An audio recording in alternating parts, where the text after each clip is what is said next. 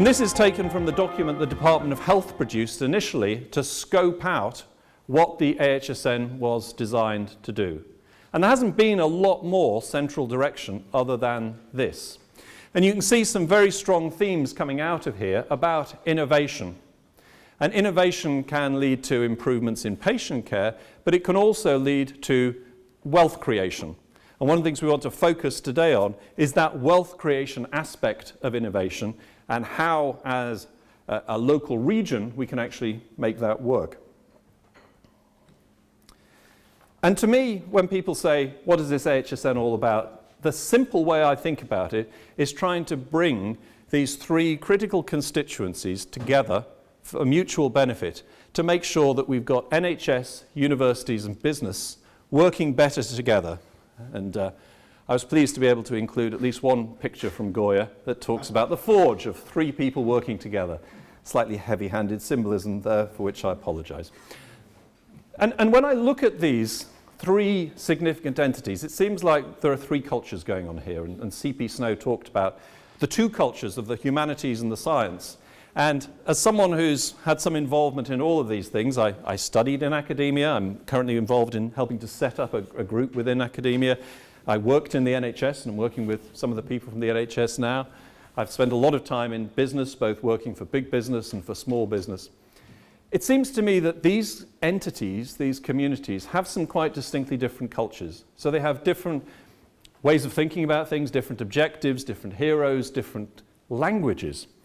And that's perfectly understandable because they're aimed at doing different things. The challenge, though, is these different cultures don't make it a natural thing for these different groups to cooperate. There needs to be some extra bit of mechanism to try to create some working between these groups. And I think it's important that the AHSN is founded upon some idea of mutual benefit between these different groups. It's not asking for altruism or volunteering to do something which is extra and a pain. If these three groups are to come together, there need to be clearly identified benefits to each of them. So academia, we need to do a bit more thinking and fleshing out of this, but academia can benefit. There can be research projects, understand what's happening.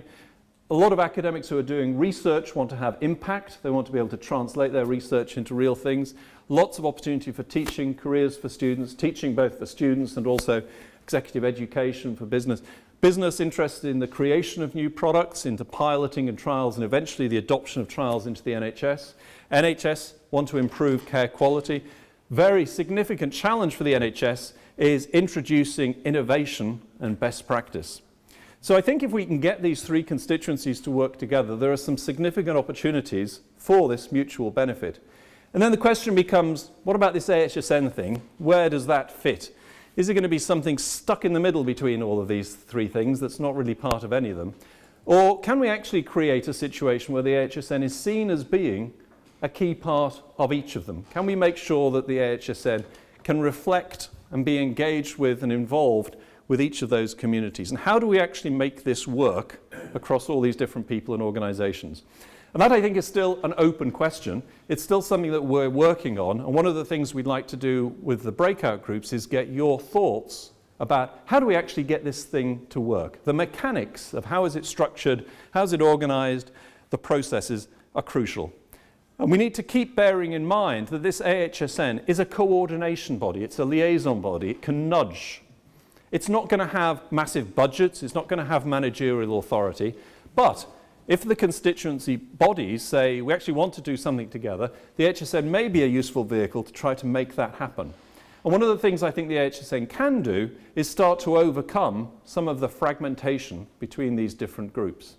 And of course, if you delve a little bit more deeply, you see not only is the fragmentation between academia and business, there's fragmentation within each of these, and indeed some competition between them. So we have 8 universities within our region.